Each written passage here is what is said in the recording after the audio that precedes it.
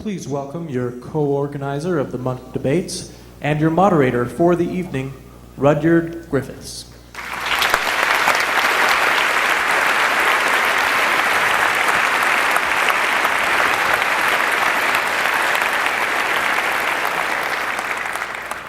Well, welcome to Toronto, Canada for the Munk debate on religion in association with the BBC and Intelligence Squared. I'm Rudyard Griffiths, and it's my privilege to be your moderator tonight.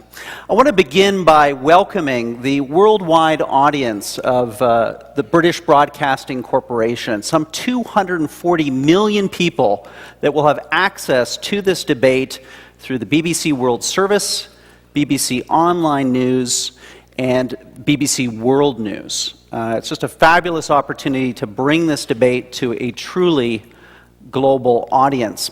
I also want to welcome the tens of thousands of people watching this debate live and archived on monkdebates.com. It's terrific that they're part of this conversation too.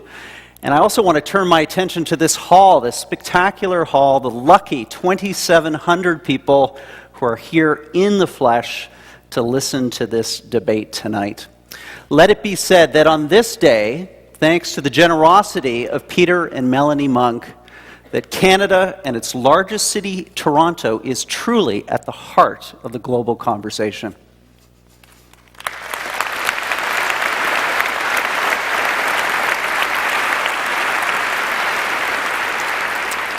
Now, the moment we have all been waiting for. We have our motion before us. Be it resolved, religion is a force for good in the world. All we need is our debaters here center stage. Ladies and gentlemen, please welcome Mr. Tony Blair and Mr. Christopher Hitchens.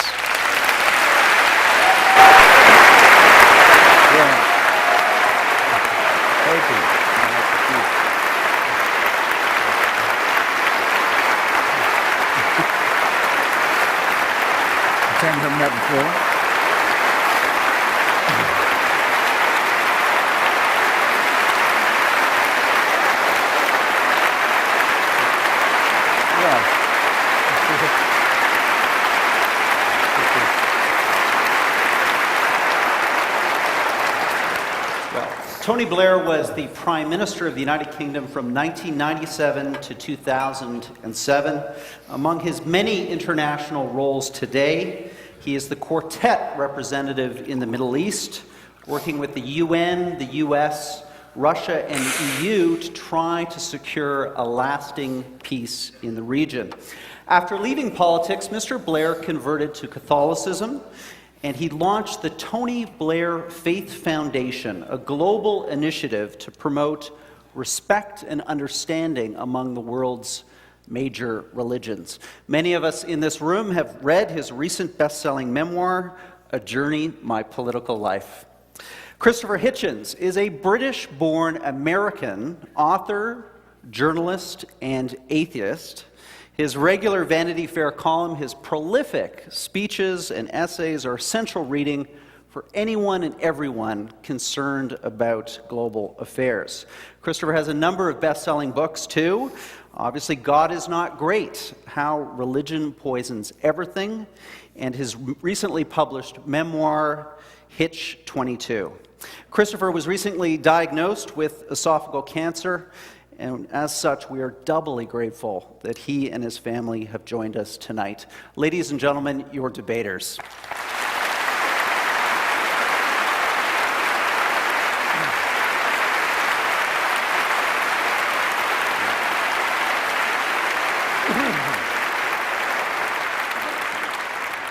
Before getting our debate underway, let me just briefly run down how the next hour and a half will unfold.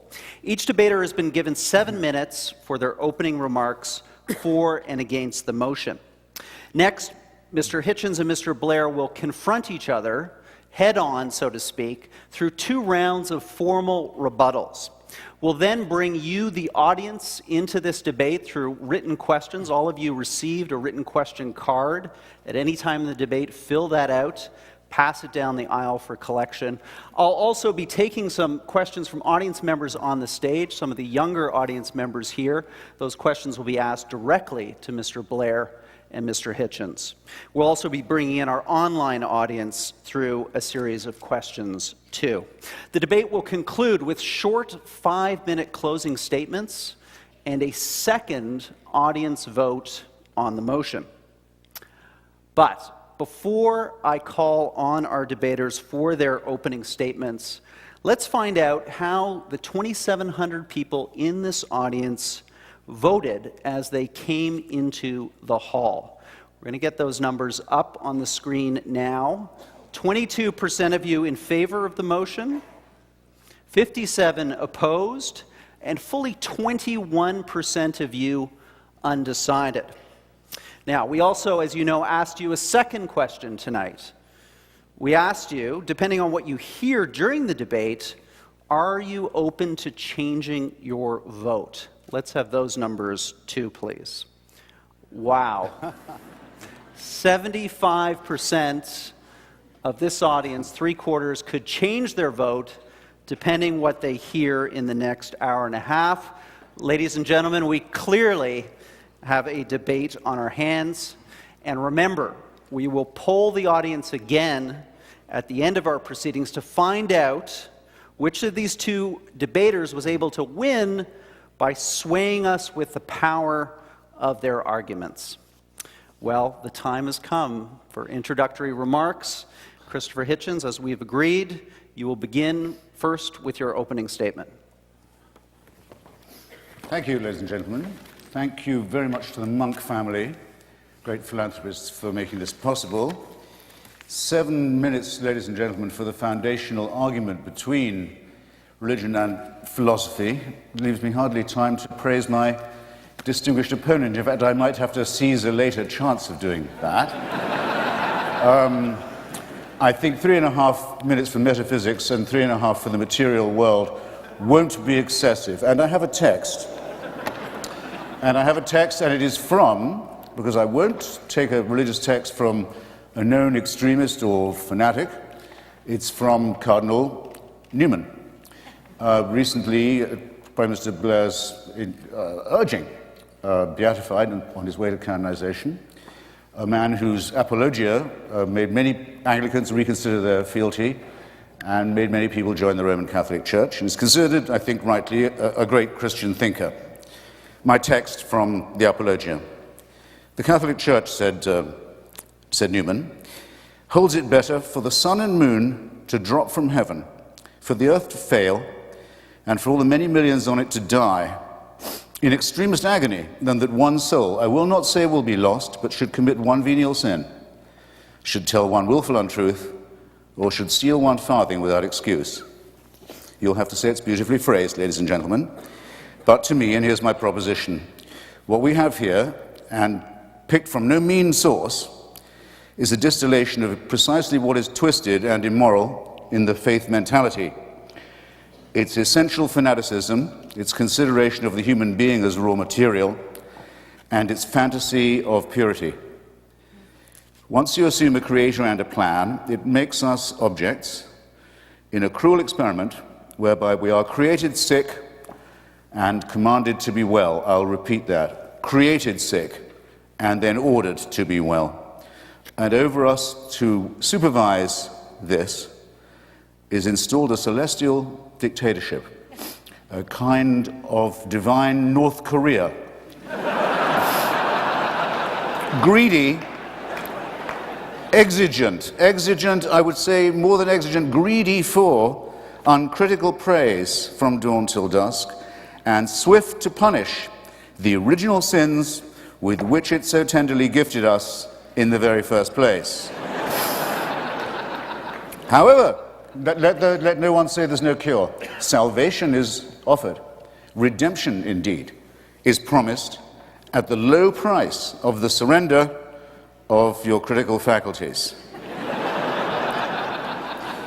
Religion, it might be said, must be said, would have to admit, makes extraordinary claims, but though I would maintain that extraordinary claims require extraordinary evidence, rather daringly provides not even ordinary evidence for its extraordinary supernatural claims. Therefore, we might begin by asking, and I'm asking my opponent as well as you when you consider your voting, is it good for the world to appeal to our credulity and not to our skepticism? Is it good for the world to worship a deity that takes sides in wars and human affairs? To appeal to our fear and to our guilt, is it good for the world? To our terror of death, is it good to appeal? To preach guilt and shame about the sexual act and the sexual relationship, is this good for the world? And asking yourself the while, are these really religious responsibilities, as I maintain they are? To terrify children with the image of hell and eternal punishment, not just of themselves, but of their parents and those they love. Perhaps worst of all, to consider women an inferior creation. Is that good for the world? And can you name me a religion that has not done that? To insist that we are created and not evolved in the face of all the evidence. To say that certain books of legend and myth, man-made and primitive, are revealed, not man-made code. Religion forces nice people to do unkind things, and also makes intelligent people say stupid things. Handed a small baby for the first time, is it your first reaction to think, beautiful, almost perfect, now please hand me the sharp stone for its genitalia that I may do the work of the Lord? No. It is, as the great physicist Steven Weinberg has very aptly put it, in the ordinary moral universe, the good will do the best they can, the worst will do the worst they can. But if you want to make good people do wicked things, you'll need religion. Now, I've got now 1 minute and 57 seconds to say why I think this is very self-evident in our material world. Let me ask Tony again, because he's here, and because the place where he is seeking peace is the birthplace of monotheism. So you might think it was unusually filled with refulgence and love and peace. Everyone in the civilized world has roughly agreed, including the majority of Arabs and Jews and the international community, that there should be enough room for 2 states, for 2 peoples in the same land. I think we have a rough agreement on that. Why can't we get it? The UN can't get it, the US can't get it, the Quartet can't get it, the PLO can't get it, the Israeli parliament can't get it. Why can't they get it? Because the parties of God have a veto on it, and everybody knows that this is true. Because of the divine promises made about this territory, there will never be peace, there will never be compromise. There will instead be misery, shame, and tyranny, and people will kill each other's children for ancient books and caves and relics. And who is going to say that this is good for the world? And that's just the example nearest to hand. Have you looked lately at the possibility that we used to discuss as children in fear? What will happen when messianic fanatics get hold of an apocalyptic weapon? Well, we're about to find that out as we watch the Islamic Republic of Iran and its party of God allies make a dress rehearsal for precisely this. Have you looked lately at the revival of Tsarism in Putin's Russia, where the black-cowled, black-coated leadership of Russian Orthodoxy is draped over an increasingly xenophobic, tyrannical, expansionist, and aggressive regime? Have you looked lately at the teaching in Africa and the consequences of it, of a church that says AIDS may be wicked, but not as wicked as condoms? That's exactly no seconds left, ladies and gentlemen. I've done my best. Believe me, I have more.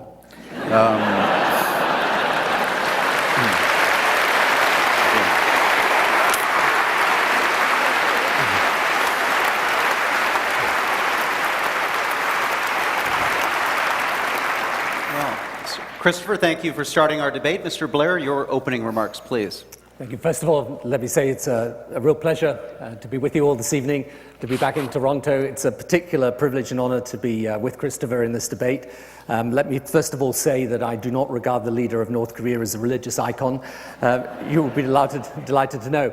I'm going to make, it's a biblical number, 7, but I'm going to make 7 points in my 7 minutes. The first is this. It is undoubtedly true that people commit horrific acts of evil in the name of religion. It is also undoubtedly true that people do acts of extraordinary common good inspired by religion. Almost half of healthcare in Africa is delivered by faith-based organizations, saving millions of lives. A quarter of worldwide HIV/AIDS care is provided by Catholic organizations.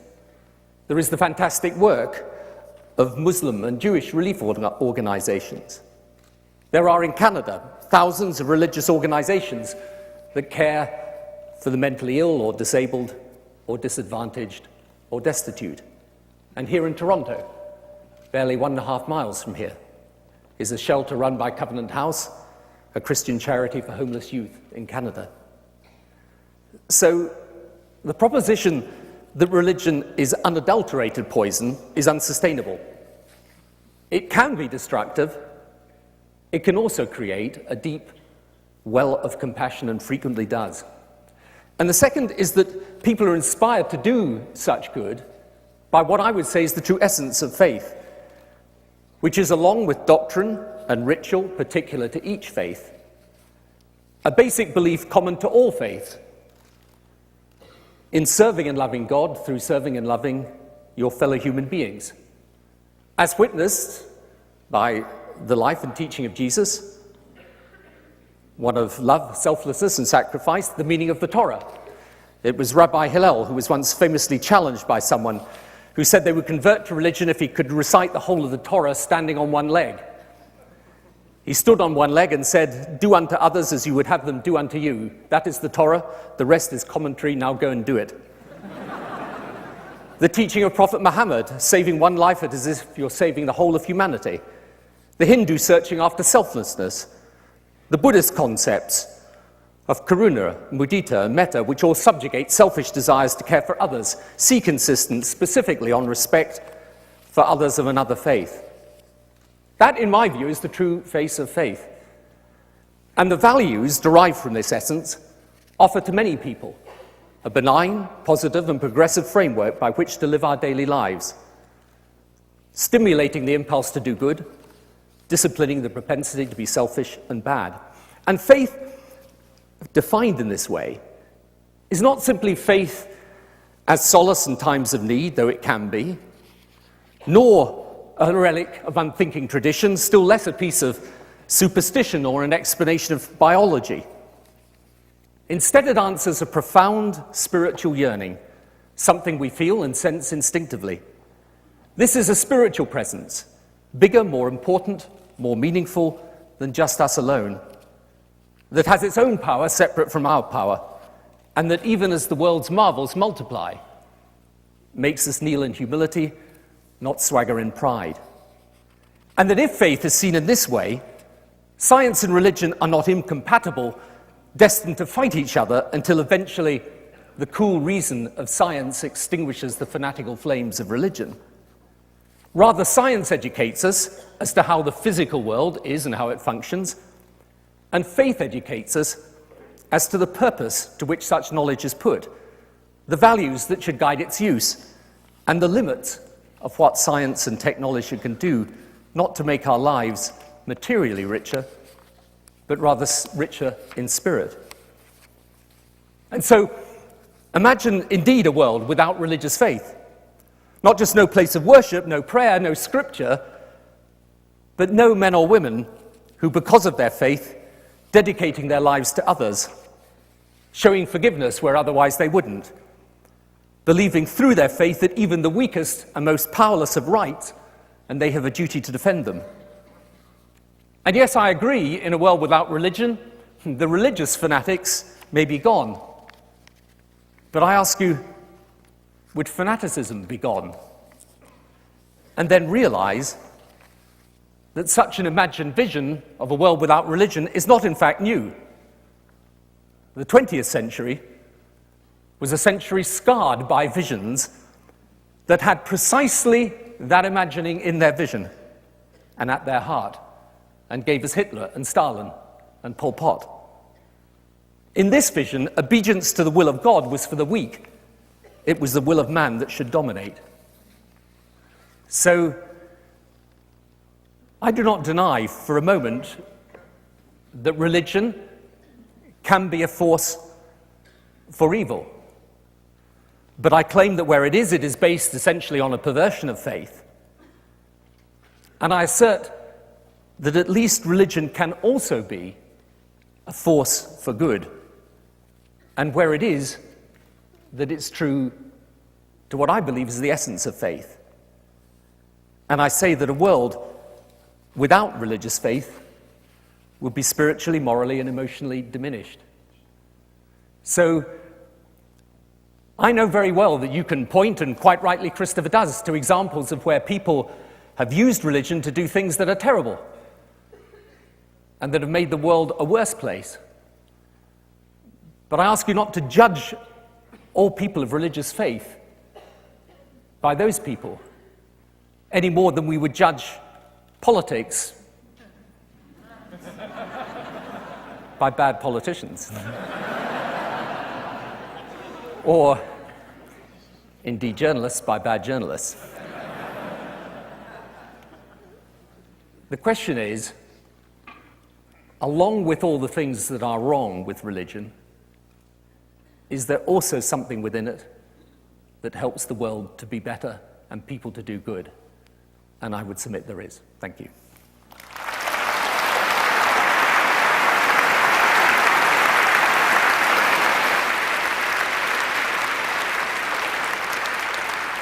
Well, Tony, your training in Parliament, I can see, had you just perfectly landing that right on the 7-minute mark. Ladies and gentlemen, we're moving into our rebuttal round, and I'd like the audience to get engaged, to applaud when they hear something that the debaters say that they like, and also to help me enforce our time limit. So when you see that clock ticking down, start applauding, and that'll move us through this in an orderly fashion. So Christopher, it's now your opportunity in our first of 2 rebuttal rounds to respond to Mr. Blair. Do I have 4? Is that right? There's 2 rounds of rebuttals. Each of you has the opportunity to go back and forth. And yes, you have 4 minutes for each speaker within each of those rounds, if that's not too confusing. That sounds all right. I've got 4 minutes. Yes. Yeah, good. Then hold your applause, for heaven's sake. Well, now, in fairness, no one was arguing that religion should or will die out of the world.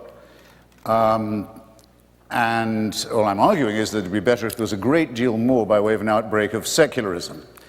Logically, if Tony's right, I would be slightly better off, not much, but slightly better off, being a Wahhabi Muslim, or a 12 Shia Muslim, or a Jehovah's Witness than I am wallowing as I do in mere secularism. What I'm arguing, and really seriously, is what we need is a great deal more of one and a great deal less of the second. And I knew it would come up, that we'd be told about charity. And I take this very seriously. Because we know, ladies and gentlemen, as it happens, we're the first generation of people who do really, what the cure for poverty really is. It eluded people for a long, long time. The cure for poverty has a name, in fact. It's called the empowerment of women. If you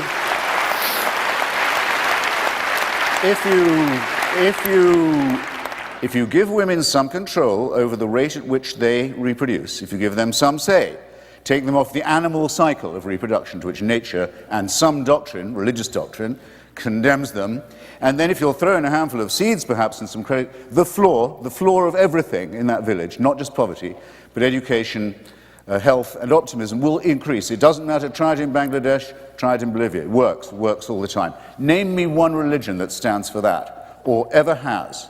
Wherever you look in the world and you try to remove the shackles of ignorance and disease and stupidity from women, it is invariably the clerisy that stands in the way. Or in the case of...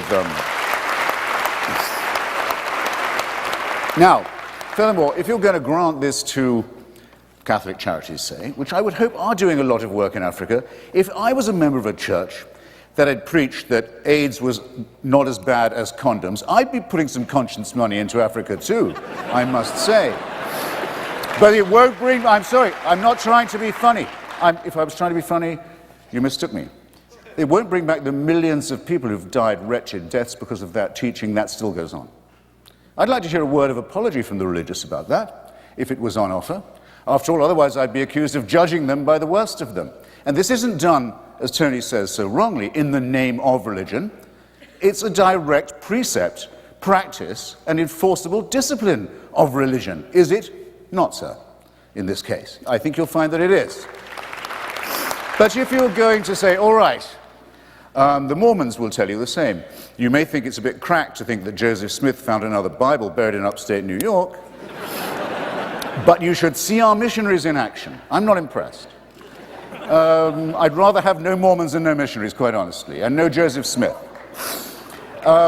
Do we grant to Hamas and to Hezbollah, both of whom will tell you and incessantly do, look at our charitable work. Without us, Effendi, the poor of Gaza, the poor of Lebanon, where would they be but for our... And they're right.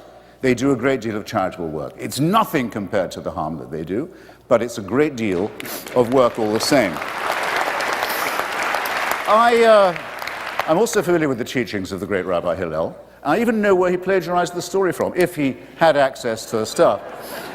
The injunction not to do to another what would be repulsive if done to yourself is found in the Analects of Confucius, if you want to date it. But actually it's found in the heart of every person in this room. Everybody knows that much. We don't require divine permission to know right from wrong. We don't need tablets administered to us 10 at a time in tablet form, on pain of death, to be able to have a moral argument. No, we have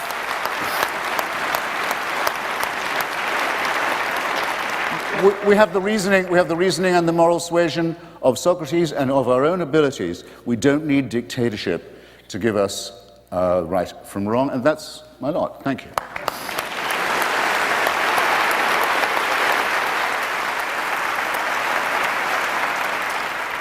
In the name of fairness and equity, Mr. Blair, I'm going to give you an additional 25 seconds for your first rebuttal. First of all, I don't think we should think that because you can point to examples of prejudice in the name of religion, that bigotry and prejudice and wrongdoing are wholly owned subsidiaries of religion. There are plenty of examples of prejudice against women, against gay people, against others, that come from outside the world of religion. And the claim that I make is not that everything the church has done in Africa is right, but let me tell you one thing it did do, and it did it whilst I was Prime Minister of the UK. The churches together formed a campaign for the cancellation of debt. They came together, they succeeded, and the first beneficiaries of the cancellation of debt were young girls going to school in Africa because for the first time they had free primary education. So I agree that not everything the church or the religious communities have done around the world is right, but I do say, at least accept, that there are people doing great work day in, day out, who genuinely are not prejudiced or bigoted, but are working with people who are afflicted by famine and disease and poverty, and they are doing it inspired by their faith. And of course it's the case that not everybody... Of course it's the case that you do not have to be a person of faith in order to do good work. I've never claimed that. I would never claim that. You know, I know lots of people, many, many people, who are people not of faith at all, but who do fantastic and decent work for their communities and for the world. My claim is just very simple. There are nonetheless people who are inspired by their faith to do good. I mean, I think of people I met some time ago in South Africa, nuns who were looking after children that were born with HIV/AIDS. Now, these are people who are working and living alongside and caring for people inspired by their faith.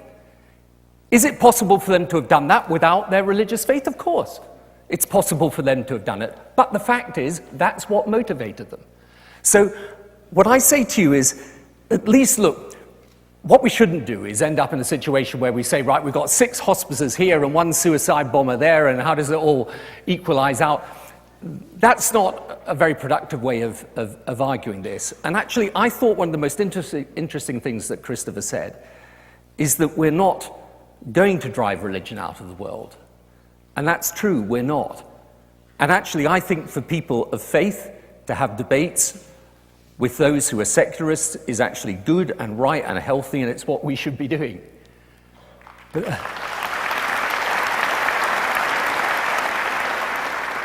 And I'm not claiming that everyone should congregate on MySpace.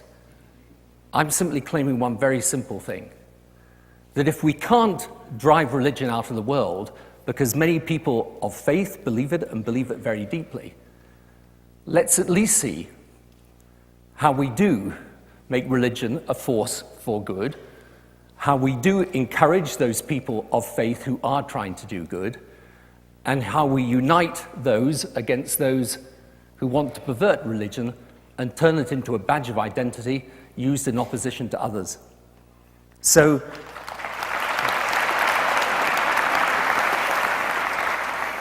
I would simply finish by saying this.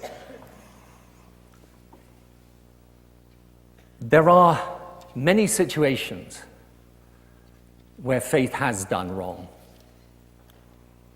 But there are many situations in which wrong has been done without religion playing any part in it at all. So let us not condemn all people of religious faith because of the bigotry or prejudice shown by some, and let us at least acknowledge that some good has come out of religion, and that we should celebrate.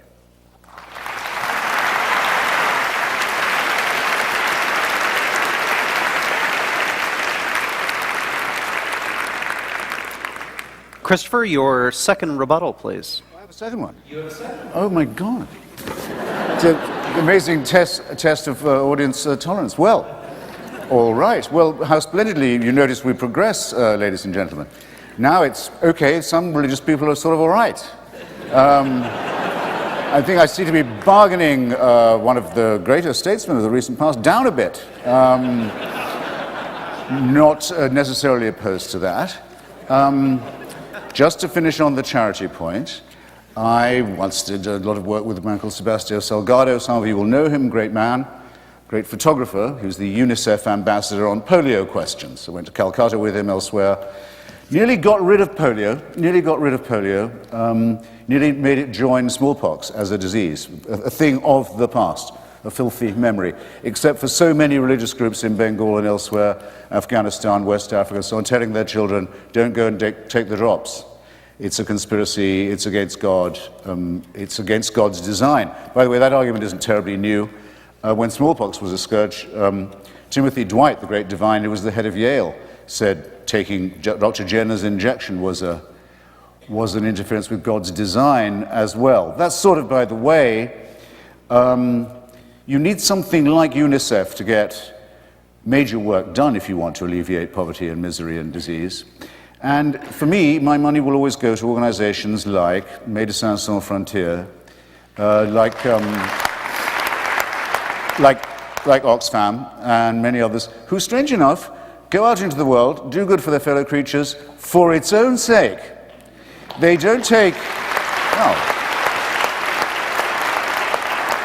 they don't take the Bible along, as people do to Haiti all the time. We keep catching them doing it. Their money is being spent flat out on proselytization. It's a function of the old thing that was hand in hand with imperialism. It's the missionary tradition. They can call it charity if they will, but it doesn't stand a second look.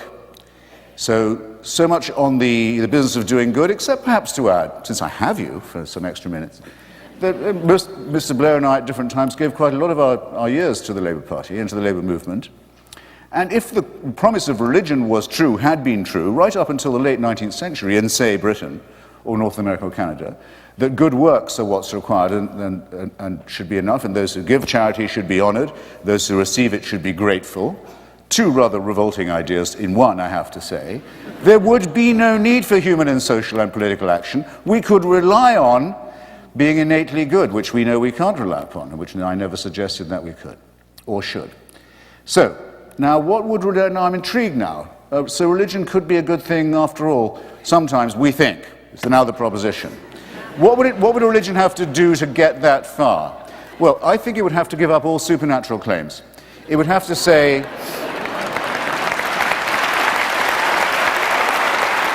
please, it would have to say, No, you are not to do this under the threat of reward, heaven, or the terror of punishment, hell. No, we can't offer you miracles. Find me the church that will say, forget all that. Faith healing, no. It would have to give that up. It would have to give up the idea of an eternal, unalterable authority figure who was judge, jury, and executioner against whom there could be no appeal, and who wasn't finished with you even when you died.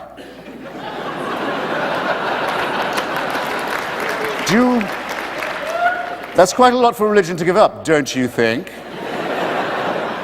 But who would not say it would be better off without it, if it was what Tony Blair would like it to be? An aspect of humanism, an aspect of compassion, an aspect of the realizations of human solidarity, the knowledge that we are in fact all bound up one with another, that we have responsibilities to one to another, and that, as I do when I give blood, partly because I don't lose the pint forever, I can always get it back, but that there's actually a sense of pleasure to be had in helping your fellow creature. I think that should be enough. Thank you.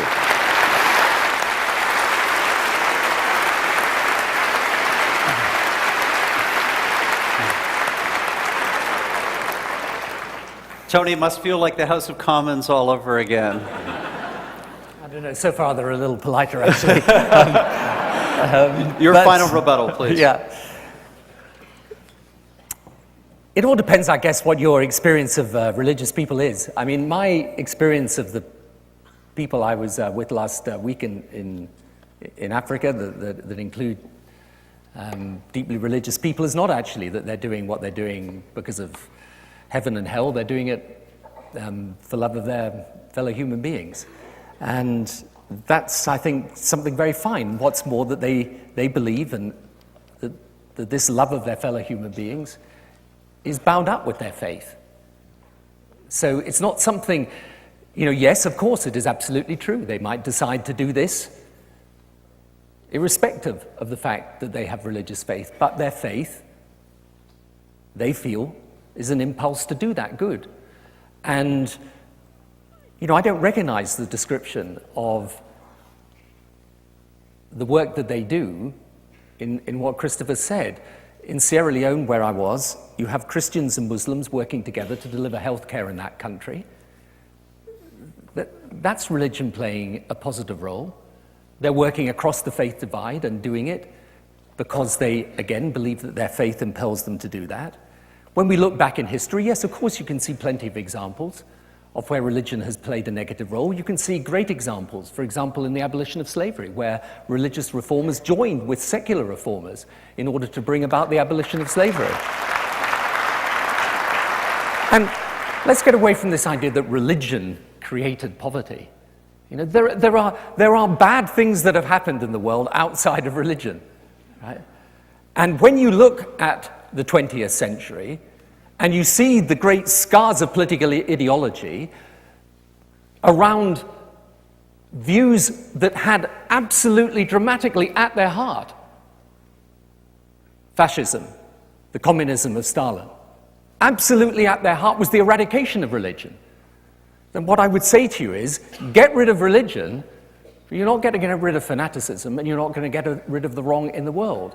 So the question is,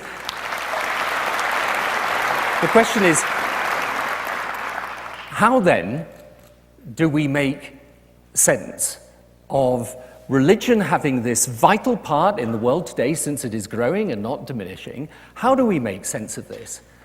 And this is where, yes, there is an obligation on the people of faith to try and join across the faith divide with those of other faiths. That's the reason for my foundation. We have people of different religious faiths.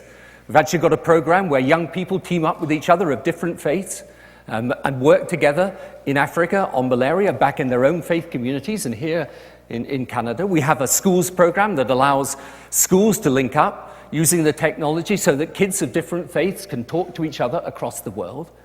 And here's the thing, when they start to talk about their faith, they don't actually talk in terms of heaven and hell and a God that's an executioner of those that do wrong. They talk in terms of their basic feeling that love of God can be expressed best through love of neighbor and actions in furtherance of the compassion and help needed by others.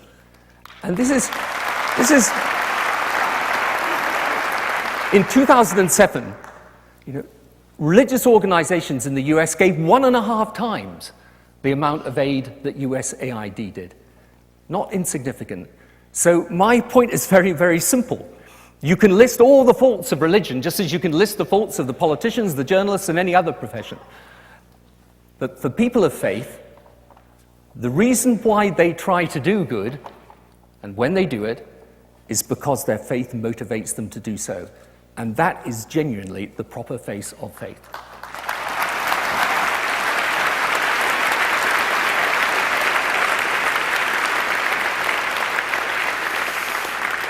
Well, gentlemen, thank you for a terrific start to this debate. The time has now come to involve you, the audience here at Roy Thompson Hall. Those written questions have been coming in, and some have been passed on to me and our folks in the control room. Also, we're going to bring on our online audience through questions that have been debated on our discussion boards, and I'm going to take some live questions from some younger audience members here on the stage. And in that regard, Christopher, we're going to start with a question from you.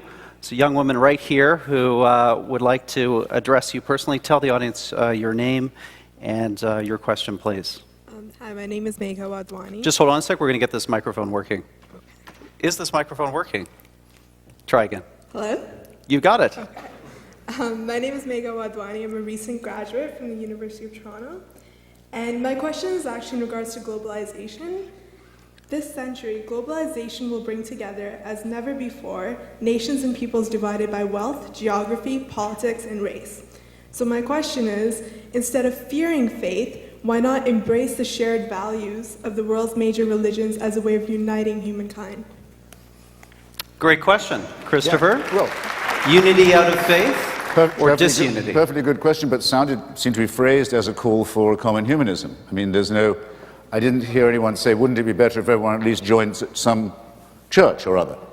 Not a bit of it. I mean, common humanism is, I think, not made particularly easier by the practice of religion, and I'll tell you why.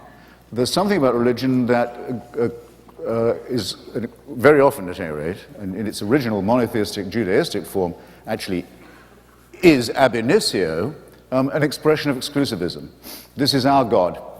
This is the God who's made a covenant with our tribe.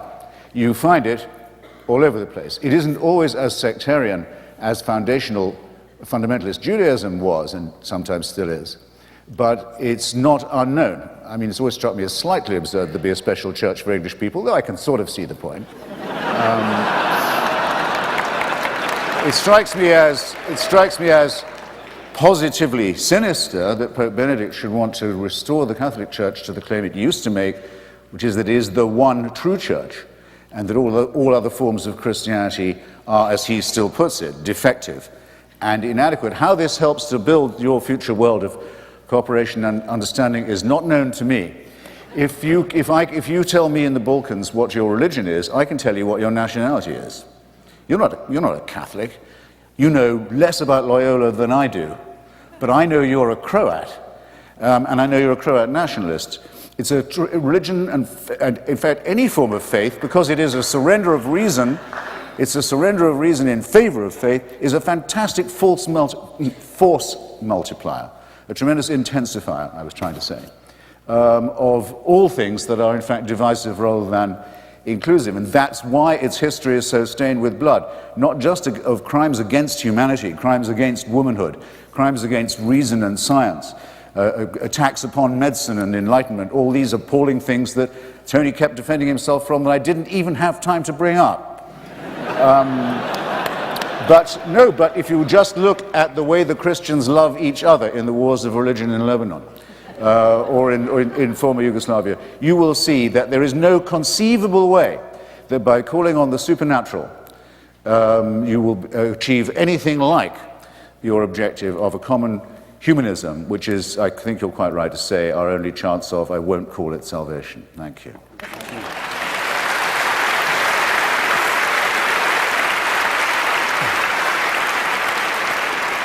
Now, Tony, what I'd like you to do, there's another question on the stage. Someone, in a sense, has the inverse question for you, and it'd be a great opportunity for you to respond to Hitchens at the same time. So let me go to Emily Padden, a Trudeau scholar at Oxford University, who has a question for you, Mr. Blair. Thank you very much. My research is in armed conflict in sub-Saharan Africa, and so the question I'd like to ask you, Mr. Blair, if I may, is how do you argue that religion is a force for good in the world when the same faiths that bind peoples and groups also deepen divisions and exacerbate conflict? Great question. To which my answer is that they can do, and there are very many examples of that. But there are also examples, let me give you one from the Northern Ireland peace process, where in the end, actually, people from Protestant Catholic churches got together, and actually the religious leaders of those two churches tried to bring about a situation where people reached out across the faith divide. And so what I would say to you is that this exclusivism is not, this type of excluding other people because they're different. Let's just nail the myth that this is solely the prerogative of religion. I'm afraid this happens in many, many different walks of life. It's not what true religion is about. True religion is not about excluding somebody because they're different. True religion is actually about embracing someone who is different. That is why, in every major religion, this concept of love of neighbor, and Christopher's absolutely right. Confucius did indeed say exactly something similar to Rabbi Hillel. Of course, Jesus said, love your neighbor as yourself. If you look at Hinduism, Buddhism, the religion of Islam, after the death of the Prophet Muhammad, Islam was actually at the forefront of science, was at the forefront of introducing proper rights for women for the first time in that part of the world. So the point is this, and this is really where the debate comes to. Christopher says, well, humanism is enough. And what I say to that is, but for some people of faith, it isn't enough. They actually believe that there is indeed a different and higher power simply than humanity. And that is not about them thinking of heaven and hell in some sort of old-fashioned sense of trying to terrorize people into submission to religion. They actually think of it as about how you fulfill your purpose as a human being in the service of others. And so, when we say, well, that could be done by humanism, yes, it could. But the fact is, for many people, it's driven by faith. And so, yes, it's true, you can find examples of where religion has deepened the divide in countries in sub-Saharan Africa. You can also find examples of where religion has tried to overcome those divides by preaching what is the true message of religion, which is one of human compassion and love. Hitchens, let's have you come back on that, because not just Northern Ireland, but Iraq, a war that you supported, religion played an important role, arguably, in the success of putting together post-invasion Iraq.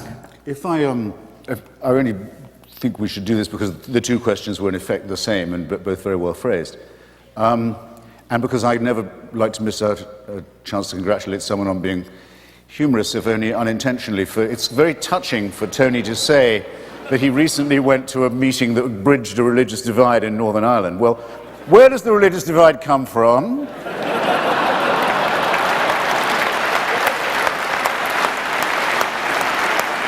400 years and more in my own country of birth, of people killing each other's children, depending on what kind of Christian they were, and sending each other's children in rhetoric to hell, and making Northern Ireland the place the most remarkable in Northern Europe for unemployment, for ignorance, for poverty, and for, I would say, stupidity too. And for them now to say, maybe we might consider breaching this gap, well, I should bloody well think so. But I don't see how. If they'd listened to the atheist community in Northern Ireland, which is a real thing, and if they'd listened to the secular movement in Northern Ireland, which is a real thing, and I know many people who've suffered dreadfully from membership in it, not excluding being pulled out of a car by a man in a balaclava and asked, are you Catholic or Protestant? He said, I'm Jewish atheist, actually. He said, what are you, a Protestant Jewish atheist or a Catholic? You laugh. You laugh, but it's not so funny. when the party of God has a gun in your ear at the same time.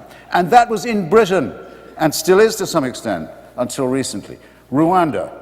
Do I say that there would be no quarrel between Hutu and Tutsi, people in Rwanda? Belgian colonialism, I think, made it worse, probably, but there are no doubt innate ethnic differences, or they're felt to be in Rwanda. But the fact of the matter is, Rwanda is the most Christian country in Africa. In fact, by one account, that's to say numbers of people in relation to numbers of churches, it's the most Christian country in the world. And the Hutu power genocide, at any rate, was preached from the pulpits, actually the pulpits of the Catholic Church, as many of the people we are still looking for, wanted in that genocide, are hiding in the Vatican, along with a number of other people who should be given up to international justice, by the way. Quite a number of people. So, since Tony seems to like religious people best when they're largely non-practicing, but just basically faithful, I'll grant him that much. I say that it's not entirely the fault of religion that this happened in Rwanda, but when it's preached from the pulpit, as it was in Northern Ireland and in Rwanda, it does tend to make it very, very much worse. Thank you.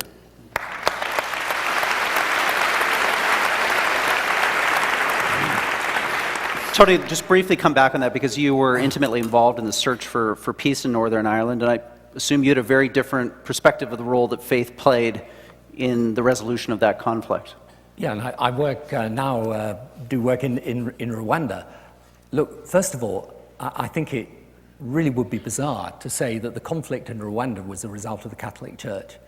I mean, Rwanda is a perfect indicator of what I'm saying, which is you can put aside religion and still have the most terrible things happen. I mean, this was the worst genocide since the Holocaust. It was committed on a tribal basis. Yes, it's true, there were members of the Catholic Church who behaved badly in that context of Rwanda. There were also, by the way, members of the Catholic Church and others of religious denomination who stood up and protected and died alongside people in Rwanda. So, you know, and as for Northern Ireland, yes, of course, Protestant and Catholic, absolutely right, but you couldn't ignore the politics of the situation in Northern Ireland. It was to do with the relationship between Britain and Ireland going back over many, many centuries. So my point is very simple. Of course, religion has played a role, and sometimes a very bad role, in these situations, but not only religion. Yeah. And what is at the heart of this is we wouldn't dream of condemning all of politics, because politics had led to Hitler or Stalin, or indeed what has happened in Rwanda. So let us not condemn the whole of religion, or say that religion, when you look at it as a whole, is a force for bad, because there are examples of where religion has had that impact. And so I think actually Rwanda and Northern Ireland are classic examples, even the Middle East peace process. I mean, yes, I agree you can look at all the religious issues there, but let's not ignore the political issues either. And frankly, at the moment, the reason, and I can tell you this from first-hand experience, the reason we don't have an agreement at the moment between Palestinians and Israelis is not to do with the religious leaders on either side, right? It's a lot more to do with the political leaders, so it's my branch that has to take the blame for that. And therefore, what I would say is, I actually think that yes, of course, a lot of these conflicts have religious roots. I actually think it's possible for religious leaders to play a positive part in trying to resolve those. But in the end, it's for politics and religion to try and work out a way in which religion, in a world of globalization that is pushing people together, can play a positive rather than negative role. And if we concentrated on that, rather than trying to drive religion out, which is futile, but concentrate instead on how we actually get people of different faiths working together, learning from each other and living with each other, I think it would be a more productive mission. Thank you. Okay, let's question. We like the applauding, so please continue that throughout the debate. Let's take a written question. My producers are telling me that we have a written question. We'll get that on the screen. And Christopher, this is for you to start with. Interesting one. America is both one of the most religious countries in the world and also one of the most democratic and pluralistic, both now and arguably through much of its history. How do you explain that seeming paradox? Relatively simply, the United States has uniquely a constitution that forbids the government to take sides in any religious matter, or to sponsor the church, or to adopt any form of faith itself. As a result of which, anyone who wants to practice their religion in America has to do it as a volunteer. It's what de Tocqueville wrote about so well in his Democracy in America, ever since Thomas Jefferson wrote to the Baptists of Danbury, Connecticut, during his tenure as president, saying, you'll be familiar with the phrase, I'm sure, rest assured, because they'd written to him out of their fear of persecution in Connecticut, rest assured that there will ever be a wall of separation between the church and the state in this country. And the maintenance of that wall, which people like me have to defend every day against those who want garbage taught in schools and pseudoscience in the name of Christ, and other atrocities. The maintenance of that wall is the guarantee of the democracy. By the way, for a bonus, can anyone tell me who the Baptists of Danbury, Connecticut thought was persecuting them? The Congregationalists of Danbury, Connecticut. Well done. Also, that argues, by the way, for the existence of a very small but real fan base of mine somewhere in this hall. Yes, now, it doesn't seem to matter very much now, but it mattered then. Give those Congregationalists enough power, as they did have in Connecticut, and just you see how unfurry they look compared to how docile they behave now we've disciplined them. Thank you.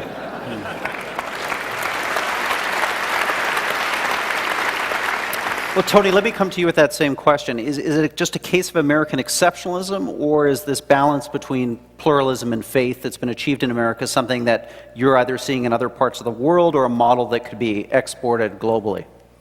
Well, I think that what most people want to see is a situation where people of faith are able to speak in the public sphere but are not able to dictate. And that is a reasonable balance, and I think that most people would accept. But I think, again, what I would say about examples of where you get religious people that are fanatical in the views that they want to press on others, fanaticism is not, as I say, it's not a wholly owned subsidiary of religion, I'm afraid. It can happen outside of religion too. So the question is, how do people of if you like, good faith, who believe in pluralist democracy, how do we ensure that people who hold faith deeply are able to participate in society and have the same ability to do that as everyone else without being kind of denigrated, but at the same time have to respect the fact that ultimately democracy is about the will of the people and the will of the people as a whole. So I think that most people can get that balance right, and we are very lucky actually in our countries, because we are in a situation where people of different faiths are free to practice their faith as they like, and that is, in my view, an absolutely fundamental part of democracy, and it's something that people of religious faith have to be very clear about and stand up and do. And one of the reasons why, for me, I think it's actually important for people of religious faith to have people like Christopher challenge us and say, okay, this is how we see religion. Now you get out there and tell us how it's different, and where it isn't different, how you're going to make it so. And I think that's a positive and good thing. All I ask for is that where people of faith are speaking in the public sphere, then people accept that we have a right to do that, and that sometimes we do that actually because we believe in the things that we're saying, and we're not trying to subvert or change democracy. On the contrary, we simply want to be part of it, and our voice is a voice that has a right to be heard alongside the voice of others. Well, I see Christopher writing furiously, so I'm going to ask him to come back on that point. Well, I hadn't anything specially to add there. I think I'd rather give another person a chance for a question. Okay. Well, it's a question that was debated for you, Christopher, on monkdebates.com in the lead-up to this evening. on our discussion board, many people saying that religion provides a sense of community. In modern societies where immersed in a consumer culture, more often than not living alongside fellow citizens who are more maybe self-directed than other-directed. What do you say about the pure community function of religion? Isn't that a public good, a valid public good of religious belief? Absolutely. I say good luck to it. The way I phrase it in my book, it's available at fine bookstores everywhere, is that I propose a pact with the faithful. Say, I'll take it again, I'll quote from the great Thomas Jefferson, that I don't mind if my neighbor believes in 15 gods or in none. He neither by that breaks my leg or picks my pocket. I would echo that and say that as long as you don't want your religion taught to my children in school, given a government subsidy, imposed on me by violence, any of these things, you are fine by me. I would prefer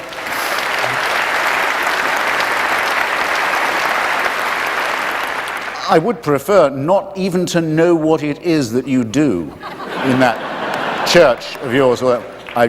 In fact, if you force it on my attention, I will consider it a breach of that pact. Have your own bloody Christmas, and so on. Do your slaughtering, if possible, in an abattoir, and don't mutilate the genitals of your children. Because then I'm afraid it gets within the ambit of law. All right, so don't you think that's reasonably pluralistic and communitarian of me? I think it is. Why is it a vain hope on my part? Why is that? Has this pact ever been honored by the other side? Of course not. And it's a mystery to me, and I'll share it with you. If I believed that there was a savior who'd been appointed or sent by, or a prophet, appointed or sent by a God who bore me in mind and loved me and wanted the best for me, if I believed that, and that I possessed the means of grace and the hope of glory, to phrase it like that, I think I might be happy. They say it's the way to happiness. Why doesn't it make them happy? Well, don't you think it's a perfectly decent question? Why doesn't it? Because they won't be happy till you believe it too. And why is that? Because that's what their holy books tell them. Now, I'm sorry, it's enough with saying in the name of religion. Do these texts say that until every knee bows at the name of Jesus and so on, there will be no happiness? Of course it is what they say. It isn't just a private belief. It is rather, and I think always has been, and it's why I'm here, actually a threat to the idea of a peaceable community. And very often, as now, and frequently, a very palpable one. So I think that's the underlying energy that powers the friendly disagreement between Tony and myself.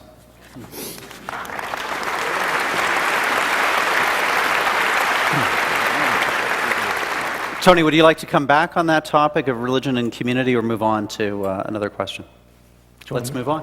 Also on our website, big discussion around the topic of religion and its role in the invasion of Iraq. And Mr. Blair, the question is for you, and it's about something that many people posted about, something you said once about the interplay of religion and politics. And to quote you directly, you said, "What faith can do is not tell you what is right, but give you the strength to do it."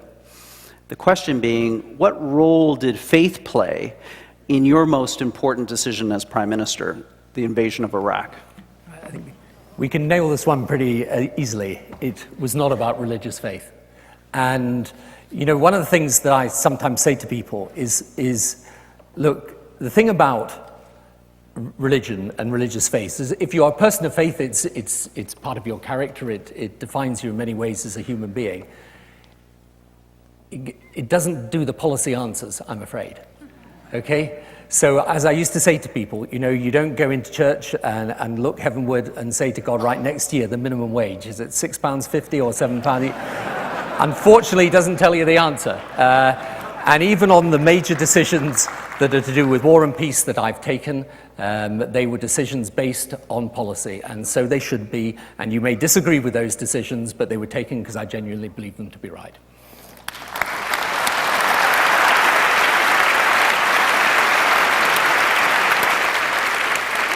So, Christopher, the natural follow-on question to you is, how did you square the circle, or maybe you didn't, between your support for the Iraq War and, let's say, the current then-President, George W. Bush, and his very public evocation of faith in terms of his rhetoric around the invasion? Well, I don't remember. In fact, I don't think you can point out to me any moment where George Bush said he was under divine order or had any divine warrant for the intervention in Iraq. I'm perfectly certain that he might not have minded at some points giving that impression, but he wanted to give that impression about everything that he did. George Bush is someone who, as with his immediate predecessor, after various experiments in faith, ended up in his wife's church, most comfortable place for him to be. She's after all is the one who said to him, "If you take another drink, you scumbag, I'm leaving and taking the kids," which is his way of saying he found Jesus and gave up the bottle. We know this. We know this to be true. Now, like a good Methodist, I was in Methodist school for many years myself. Like a good Methodist, George Bush says the following: "I've done all I can with this argument and with this conflict. From now on, all is in God's hands." That's quite different, I think. It would have made him a perfectly good Muslim, as a matter of fact. Combination of fatalism with a slightly sinister feeling of being chosen. Anyway. No, what's striking most to the eye of those who observe the debate on what Tony Blair and I agree to call the liberation of Iraq is the unanimous opposition of the leadership of every single Christian church to it, including the President's own and now the Prime Minister's own. The Methodist Church in the United States adamantly opposed, the Vatican adamantly opposed, as it had been to the liberation of Kuwait in 1991. Not the first time in the world that a sort of sickly Christian passivity has been preached in the face of fascist dictatorship. And of course, I was very surprised by the number of liberal Jews who took the same about a regime that harbored genocidal thoughts towards them. And if it comes to that, but I'm not the arbiter of what's rational in the mind of the religious thinker, given the number of Muslims put to the sword by Saddam Hussein's regime, quite extraordinary to see the extent to which Muslim fundamentalists flock to his defense. But I don't expect integrity or consistency from those quarters. But those of us who worked with people, with Iraqi intellectuals like Kanan Makir, with the Kurdish leadership, the secular left opposition of the Patriotic Union of Kurdistan, the Iraqi Communist Party, I have to give it credit for this, many feminists and other secular who'd worked for years to bring down Saddam Hussein, are very proud of our solidarity with those comrades, those brothers and sisters. We're still in touch with them. We have nothing to apologize for. It's those who would have kept a cannibal and a Caligula and a professional sadist in power who have the explaining to do. Thank you.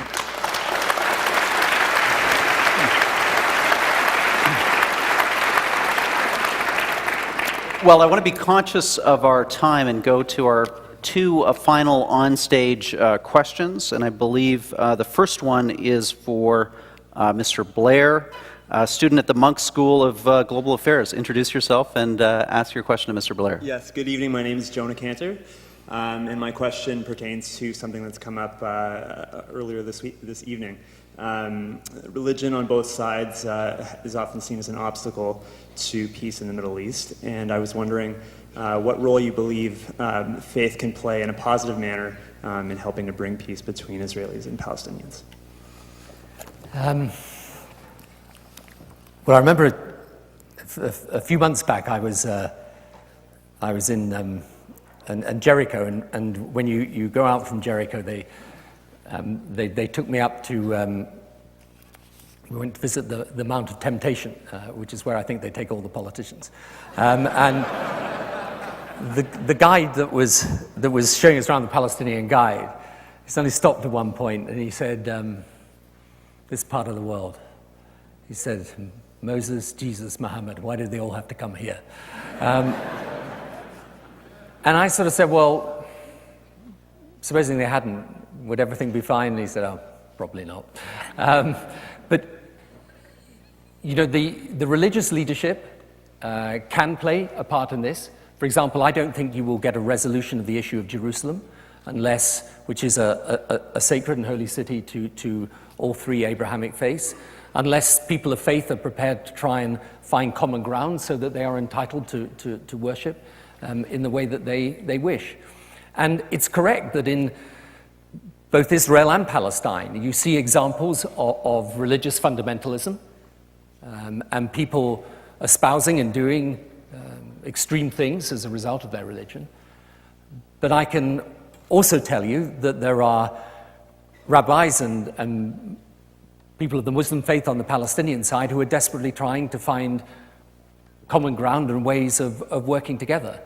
And I think, you know, part of the issue, and the reason indeed for me starting my faith foundation, is that we can argue forever the degree to which what is happening in the Middle East is a result of religion or the result of politics. But one thing is absolutely clear, that without those religious faith playing a positive and constructive role, it's going to be very difficult to reach peace. So my view, again, and I think this is in a sense one of the debates that underlies everything we've been saying this evening, is if it is correct that you're not going to simply eliminate religion, you know, you're not going to drive religion out of the world, then let's work on how we make those people of different faiths, even though they believe that their own faith is the path, so they believe to salvation, how they can work across the faith divide in order to produce respect and understanding and tolerance. Because believe it or not, amongst all the examples of prejudice and bigotry that Christopher quite rightly draws attention to, there are also examples of people of deep religious faith, Jewish, Muslim, and Christian, who are desperately trying to search for peace, and with the right political will, supporting that, who would play a major part in achieving peace. So I agree, a religion has to one degree created these problems, but actually people of different religious faiths working together can also be an important part of resolving these problems. And that's what we should do, and it's what we can do. And in respect of Jerusalem, it is absolutely imperative that we do.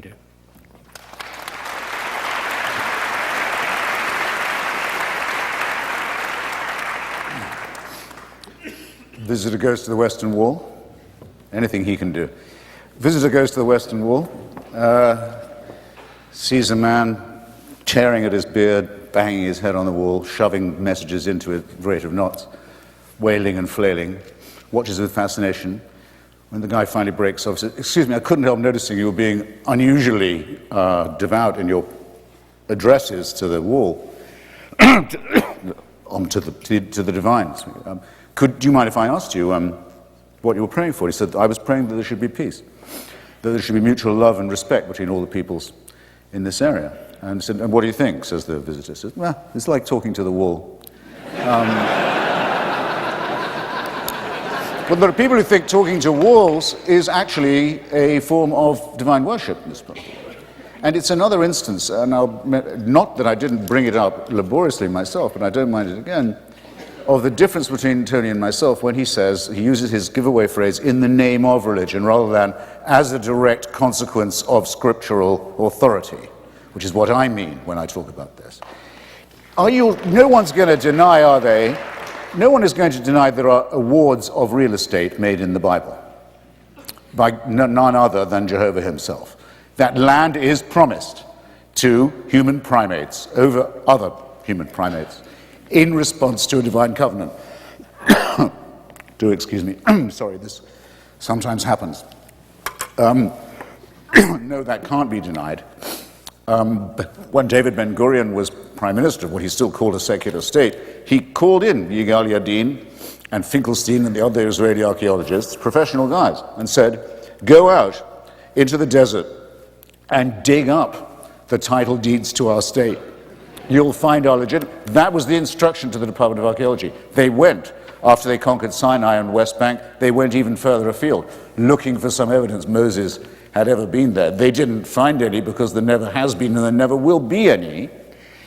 But you cannot say that the foundational cause, casus belli in this region, the idea that God intervenes in real estate and territorial disputes, isn't inscribed in the text itself.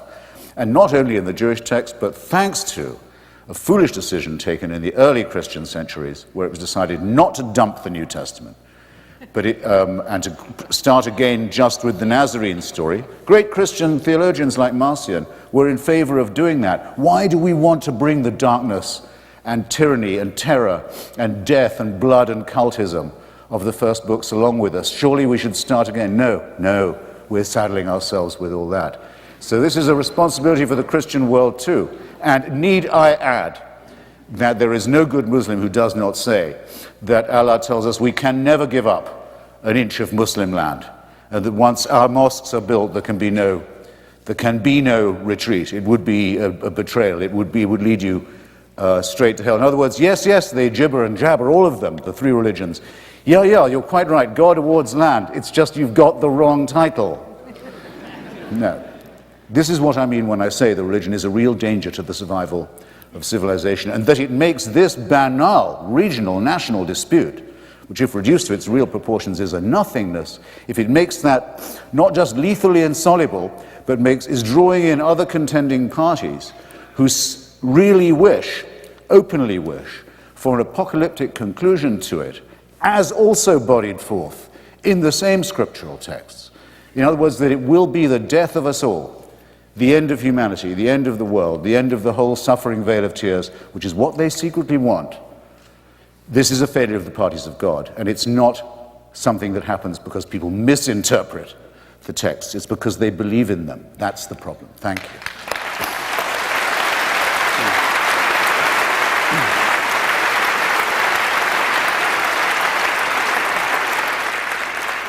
Tony, would you like a quick rejoinder, or can I move on to our final question for this session? Whichever you like. Well, great. We have I think, the perfect final question. And it's from another student at the Munk School for Global Affairs, Dana Wagner. Where are you, Dana? Here you are. A big part of this issue is our inability to stand in another's shoes with an open mind to understand a different worldview.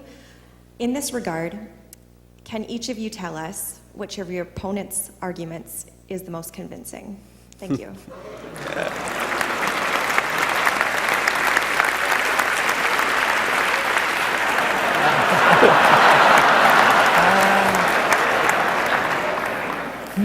Right. Now, this definitely never happened in the House of Commons. I think that the most convincing argument is, and the argument that people of faith have got to deal with, is actually the argument that Christopher's just made, which is that the bad that is done in the name of religion is intrinsically grounded in the scripture of religion. Right? That is the single most difficult argument. And since I've said it's a really difficult argument, I suppose I better give an answer to it. My answer to it is this, that there is, of course, that debate that goes on within religion, which is the degree to which, as it were, you look at Scripture, abstracted from its time, you pick out individual parts of it, you use those in order to justify whatever view you like, or whether, as I tried to do in my opening, you actually say, well, what is the essence of that faith? And what is the essence of Scripture? And of course, then what you realize is that, yes, of course, if you believe as a Muslim that we should live our lives according to the 7th century, then you will end up with some very extreme positions. But actually, there are masses of Muslims who completely reject that as a view of Islam, and instead say, no, of course, the Prophet back then was somebody who brought order and stability, and actually, for example, even though we today would want equality for women, and many, again, despite what people say, many Muslims would agree with that as well, and many Muslim women, obviously. back then, actually, what he did was extraordinary for that time. And also, when you look at Christianity, yes, of course, you can point to issues that of that time now seem very strange and outdated. But on the other hand, when you take Christianity as a whole and ask what it means to those, what draws people to it, what is it that made me as a student come to Christianity? It wasn't to do with some of the things that Christopher's just been describing, and I understand there are those traditions within religion. I understand that. I accept that. I see how people look at certain parts of Scripture and draw those conclusions from it, but it's not what it means to me. It's not the essence of it. The essence of it is, through the life of Jesus Christ, is a life of love and selflessness and sacrifice. And that's what it means to me. And so I think the most difficult thing for people of faith is to be able to explain Scripture in a way that makes sense to people in the modern world. And one of the things that we have actually begun recently is a dialogue called The Common Word, which is about Muslims and Christians trying to come together and through Scripture find a common basis of cooperation and mutual respect. So, yes, it is a difficult argument. That is the most difficult argument. I agree. But I also think there is an answer to it. And I think one of the values, actually, of having a debate like this, and in a sense having someone making that point as powerfully as Christopher has made it, is that it does force people of faith to recognize that we have to deal with this argument, to take it on, and to make sure that not just in what we are trying to do, but in how we interpret our faith, we are making sure that what I describe as the essence of faith, which is serving God through the love of others, is indeed reflected not just in what we do, but in the doctrines and the practice of our religion.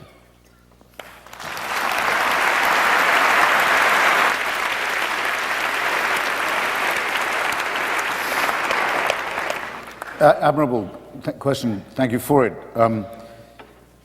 The remark Tony made that I most agreed with this evening, I'll just hope that doesn't sound too minimal, was when he said that if religion was to disappear, things would by no means, as it were, automatically be okay. I mean, he phrased it better than that. But it would be what I regard as a necessary condition, would certainly not be a sufficient one. And anyway, religion won't disappear. I just think the hold of it on people's minds can be substantially broken and domesticated. He's quite right about that, of course. I hope I didn't seem at any point to have argued to the contrary. I come before you, after all, as a materialist. If we give up religion, we discover what actually we know already, whether we're religious or not, which is that we are somewhat imperfectly evolved primates on a very small planet in a very unimportant suburb of a solar system that is itself a negligible part of a very rapidly expanding and blowing apart cosmic phenomenon. These conclusions, to me, are a great deal more awe-inspiring than what's contained in any burning bush or horse that flies overnight to Jerusalem or any other of that. It's a great deal more awe-inspiring, as is any look through the Hubble telescope at what our real nature and future really is. So he was quite right to say that, and I would have been entirely wrong if I'd implied otherwise. I think I could say a couple of things for religion myself, would in fact. First is what I call the apotropaic. We all have it, the desire not to be found claiming all the credit. A certain kind of modesty, you could almost say humility. People will therefore say they'll thank God when something happens that they are grateful for, or there's no need to make this a religious thing. The Greeks had the concept of hubris as something to be avoided and criticized. But what the Greeks would also have called the apotropaic, the view that not all the glory can be claimed by a load of primates like ourselves, is a healthy reminder too. Second, the sense that there's something beyond the material, or if not beyond it, not entirely consistent materially with it is, I think, a very important matter. What you could call the numinous, or the transcendent, or at its best, I suppose, the ecstatic. I wouldn't trust anyone in this hall who didn't know what I was talking about. We know what we mean by it when we think about certain kinds of music, perhaps. Certainly the relationship, or the coincidence, but sometimes very powerful, between music and love. Landscape, certain kinds of artistic and creative work that appears not to have been done entirely by hand. Without this, we really would merely be primates. I think it's very important to appreciate the finesse of that, and I think religion has done a very good job in enshrining it in music and in architecture, not so much in painting, in my opinion. And I think it's actually very important that we learn to distinguish the numinous in this way. I wrote a book about the Parthenon. I'll mention it briefly. I couldn't live without the Parthenon. I don't believe any civilized person could. If it was to be destroyed, you'd feel something much worse than the destruction of the first temple had occurred, it seems to me. But, we've lost an enormous amount besides by way of our knowledge of symmetry and grace and harmony. But I don't care about the cult of Pallas Athena. It's gone. And as far as I know, it's not to be missed. The Eleusinian mysteries have been demystified. The sacrifices, some of them human, that were made to those gods are regrettable but have been blotted out and forgotten. And Athenian imperialism is also a thing of the past. What remains is the fantastic beauty and the faith that built it. The question is how to keep what is of value of this sort in art and in our own emotions and in our finer feelings, the numinous, the transcendent, I'll go as far as the ecstatic, and to distinguish it precisely from superstition and the supernatural, which are designed to make us fearful and afraid and servile, and which sometimes succeed only too well. Thank you.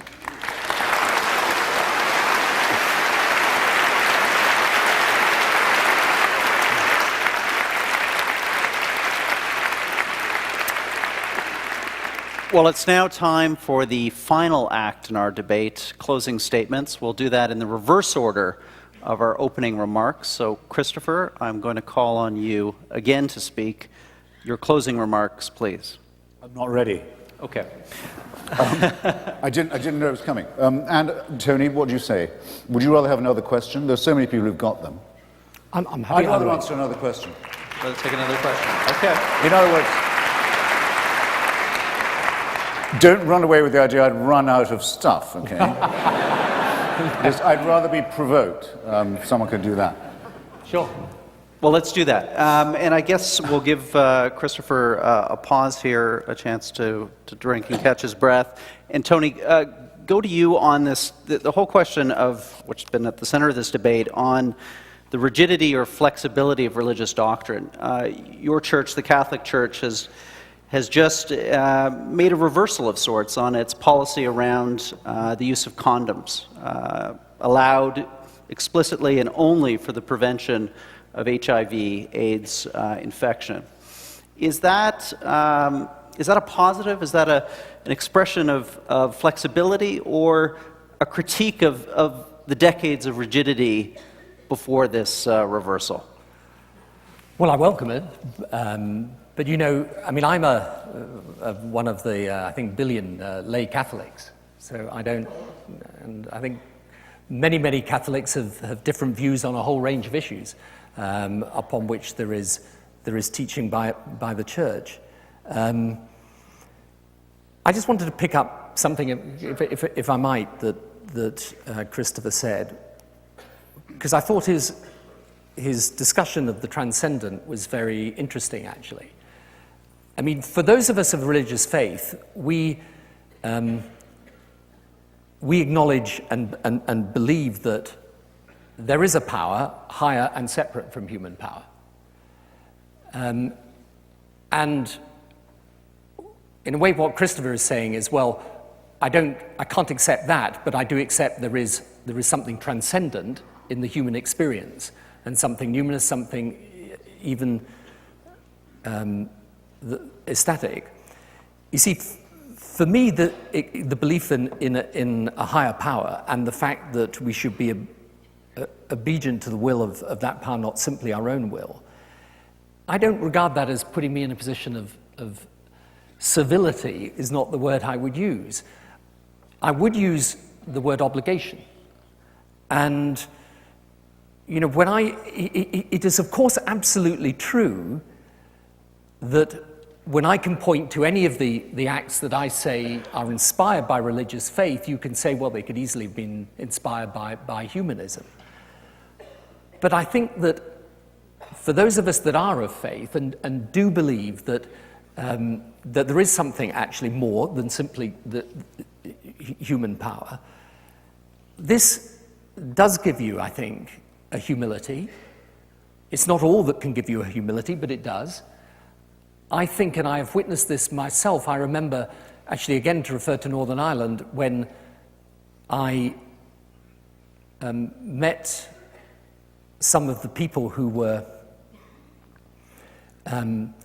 the relatives of those who died in the Omagh bombing, which came actually after the Good Friday Agreement and was the worst terrorist attack in the history of Northern Ireland. And I went to visit the relatives of the victims, and I remember a man saying to me that who had lost his loved one in the bombing, saying to me, you know, I have prayed about this, and I want you to know that this terrible act should make you all the more determined to reach peace and to not stop your quest for peace.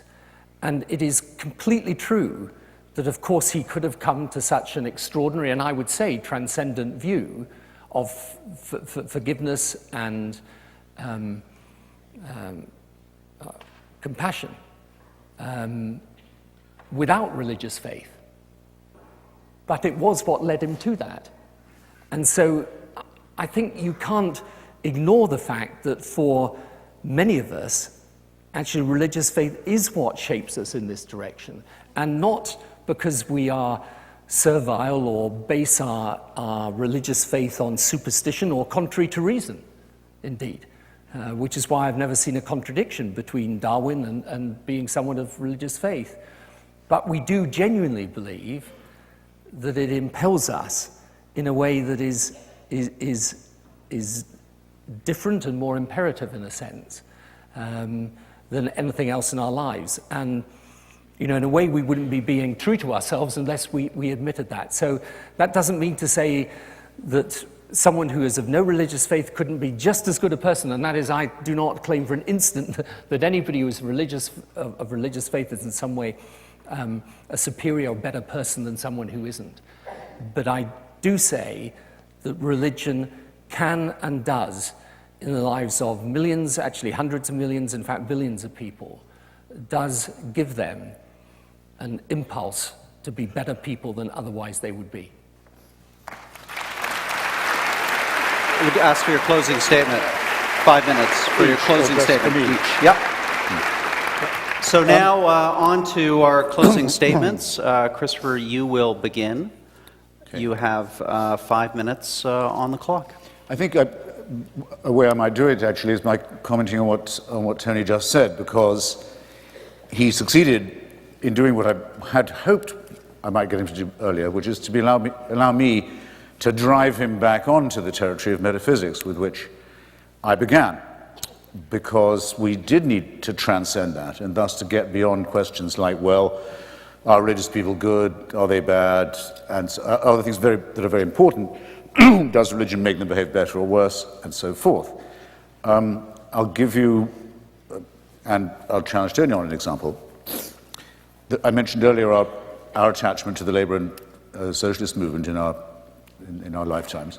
For a very long time, we had in that movement a challenger, apparently from the left, the communist movement, which has only been dead a very short time now. Actually, it hasn't died everywhere yet, and which said it had a much more comprehensive and courageous and thoroughgoing answer than we did to the problems created by capitalism and imperialism and other things, and really proposed a fighting solution. And if I was to point to you the number of heroic people who believed in that, and the number of wonderful works of especially of fiction, novels and essays written by people who believed in it. You could probably all of you mention one of your own. If you were a Canadian, I hope they still teach about him in school, the great example of Norman Bethune, heroic doctor who went to volunteer in China during the Civil War on the communist side, did amazing work, invented a form of battlefield blood transfusion. Just one among many examples. It was the communists in many parts of Europe who barred the road to fascism in Spain and kept Madrid for many years from falling to Franco and Hitler and Mussolini. Gandhi may take credit for the Indian independence movement, too much in my view, but no one would deny the tremendous role played by the Indian communists in doing this, in helping to break the challenge, break the hold of Great Britain on their country. As a matter of fact, some people find it embarrassing to concede this, but I don't, as a supporter of it myself. The African National Congress, Nelson Mandela's party, at least half of its members of the Central Committee and the Executive were members of the Communist Party until quite recently, very probably including Mandela himself. There's no doubt about it. There was real heroism and dignity and humanism to those people, but we opposed it. We said, no, it won't work. Why won't it work? It's not worth the sacrifice of freedom that it implies. It implies that all these great things can only be done if you'll place yourself under an infallible leadership. One that, once it's made a decision, has made that decision and you are bound by it. You might conceivably notice where I'm going here. It's why many of the people, the brilliant intellectuals who did leave it, left it very often for as high reasons of principle as they joined it in the first place. And the names of their books are legion and legendary. The best known is called The God That Failed, precisely because it was an attempt at a bogus form, a surrogate of religion. But let no one say, and when the history comes to be written, no one will be able to say that it didn't represent some high points in human history. But I repeat, it wasn't worth it at the sacrifice of mental and intellectual and moral freedom. And that was the purpose of my original set of questions on the metaphysical side. Are you, consider yourselves, and consider this carefully, ladies and gentlemen, brothers, sisters, comrades, friends, are you yourselves willing, for the sake of certain elements of the numinous, perhaps for a great record of good works, as it's proposed by Tony, are you willing to say that you give your allegiance to an ultimate Redeemer? Because you're not really religious if you don't believe that there is a divine supervision involved. You don't have to believe it intervenes all the time. If you don't believe that, you're already halfway out the door. You don't need me. But are you willing to pay the price of a permanent supervisor? Are you willing to pay the price of believing in things that are supernatural? Miracles, afterlives, angels. Are you willing to admit, perhaps this most of all, are you willing to admit that human beings can be the interpreter of this divine figure? Because a religion means that you will have to follow someone who is your religious leader. You can't, try as you may, follow Jesus of Nazareth. It can't be done. You can try and do it, it can't be done. You'll have to follow his vicar on earth, Pope Benedict the 26th, as presently, his own claim, not mine. The apostolic succession, the vicar of Christ on earth. You have to say, this person has divine authority. I maintain that that and what goes with it is too much of a sacrifice of the mental and intellectual freedom that is essential to us to be tolerated. And you gain everything by repudiating that and standing up to your own full height. And you gain much more than you will by pretending that you're a member of a flock or in any other way, any kind of sheep. Thank you.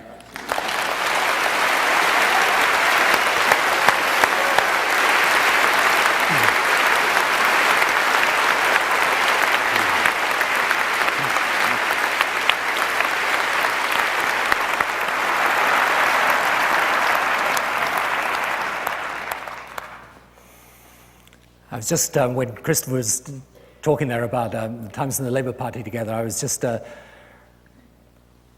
recalling after we suffered our fourth election defeat in a row in the Labour Party, meeting a party member after the fourth defeat who said to me, "The people have now voted against us 4 times. What is wrong with them?"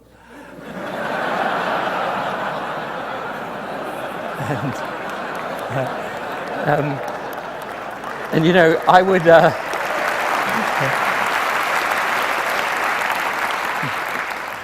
I would say that actually the example of communism shows that those that want to suppress freedom, those who have a fanatical view of the way the world should work, those are not confined to the sphere of religious faith, I'm afraid. It is there in many, many different walks of life. So the question is, for me, this is not about how I, with a belief for me as a Christian, with a belief in Jesus Christ, not how that makes me subject to oppression and servitude, but on the contrary, how that helps me find the best way of expressing the best of the human spirit. And it was actually Einstein who was not an atheist, in fact. He believed in a supreme being, although he did not necessarily subscribe to organized religion, who said religion without science is blind. But he also went on to say science without religion is lame.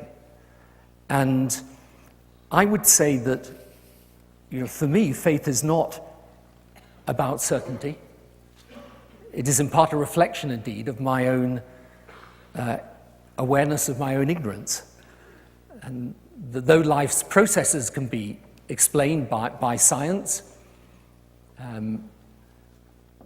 nonetheless, the meaning and purpose of life cannot be.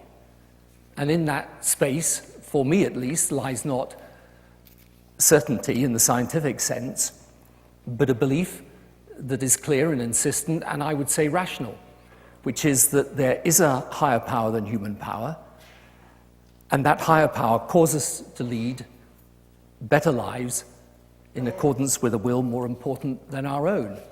Not in order that we should be imprisoned by that superior will, but on the contrary, so that we can discipline and use our own will in furtherance of the things that represent the best in human beings and the best in humanity. So I think this debate this evening has been a fascinating and I think deeply important debate about probably the single most important issue of the 21st century. I actually don't think the 21st century will be about fundamentalist political ideology. I accept it could be about fundamentalist religious or cultural ideology. And the way that we avoid that is for those people of faith actually to be prepared to stand up and to debate those people who are of none. And for those people who believe in a world of peaceful coexistence, where people do cooperate together, recognize that there are people with deeply held religious convictions and that those convictions impel them to be part of that world of peaceful coexistence, even though it is true. There are those who, in the name of religion, and indeed, as a consequence of religion, will sometimes do things that are horrific, bad, evil, and in my view, totally contrary to the true meaning of faith. So I don't stand before you tonight and say that those of us of religious faith have always done right, since that is plainly wrong. But I do say that throughout human history, there have been examples of people inspired by faith that have actually, rather than contributed to the suppression of humanity, contributed to its liberation, spiritually, emotionally, and even materially. And it is those people that I stand up for here with you tonight. Thank you.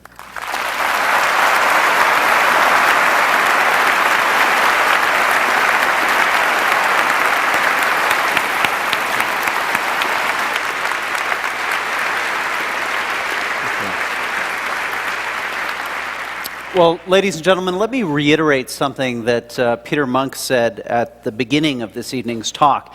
It is one thing to get up and give a set-piece speech on a subject that you're intimately familiar with. It's something quite entirely different, though, to appear at a public event, a global event such as this, to have your ideas contested and combated by someone who is every inch your peer, and to do so with the eloquence and conviction of our two debaters. So please join me in a round of appreciation